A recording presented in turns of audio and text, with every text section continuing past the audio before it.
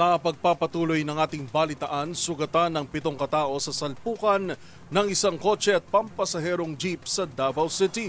Yan at ang iba pang rumarapidong balita mula sa probinsya, hatid ng iba't ibang istasyon sa ilalim ng MBC Media Group. 7 katao kabilang 2 driver ang nasugatan sa bangga ng isang kotse at pampasahirong jeep banda alas 6:30 ng gabi sa daang Maharlika Highway sa kilometro 10 sa Davao City. Ayon sa punong investigasyon ng PRO11, nakilala ang mga driver na nasangkot sa banggaan na si Ronelio Tablo, residente ng Hagnaan Subdivision San Isidro, General Santos City, driver ng kotse, at Julito Tunacao Mamitis, residente ng Purok 11, Tubungco, Davao City, driver ng PUJ. Nabatid na parehong nasa innermost lane at magkasalungat ang direksyon ng dalawang sasakyan, pahilaga ang kotse at patimog naman ang jeep nang magbanggaan ang kanilang unahang kaliwang bahagi. Dahil sa lakas ng salpukan, parehong nasira ang dalawang sasakyan at ilang sakay nito ang nagtamo ng sugat. Siyam ang pasahero ng jeep habang 5 naman ang sakay ng kotse. Agad ay sinugod sa Southern Philippines Medical Center o SPMC ang 7 nasugatan para sa medikal na atensyon, kabilang ang 2 driver. Patuloy ang investigasyon ng mga otoridad upang alamin ang sanhi ng insidente at pananagutin ang may pananagutan. Para sa MBC TV Network News, ito si June Suter. Una sa Pilipinas, una sa Pilipino. Kalabuso ang magnanakaw ng motorsiklo sa Barangay Rawis, Bayan ng Lawaang, Northern Samar. Ayon sa report ng PNP Lawaang, ninakaw ng suspect ang nakaparadang motor o motorsiklo sa Barangay Rawis na nasabing bayan. Nakilala ang naaristong suspect na si alias Rolando, 30 taong gulang, wala itong trabaho at residente na nasabing barangay.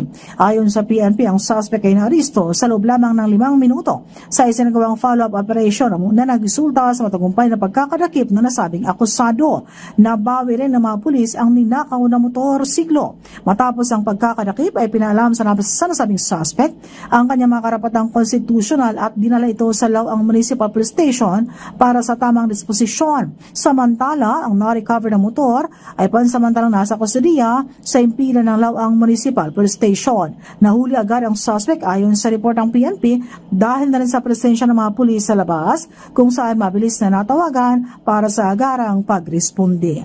Mula sa MBC Network News, RH34, Jane Galit Pantaya ng DZRH. Una sa Pilipinas, una sa Pilipino. Umabot sa migit 8.5 million piso na halaga ng illegal na droga ang nakumpiska ng pulisya sa Buong Central Luzon. Sa loob lamang ito ng 1 ligong operasyon mula Hunyo 29 hanggang Hulyo 5. Ayon sa ulat ng Police Regional Office 3 kay Regional Director Police Brigadier General Ponce Rogelio Piñones Jr., sa kabuuan 141 anti-illegal drug operation, 222 katao ang naaresto at nasamsam ang droga na tinatay nagkakalaga ito sa 8,560,753 pesos. Samantala, 163 wanted person ang naaresto sa iba't ibang manhunt operation. Sa kampanya laban sa loose firearms, 15 operasyon ang isinagawa kung saan 14 katawang naaresto at 31 baril ang nakumpiska, habang sa laban kontra illegal na sugal, 11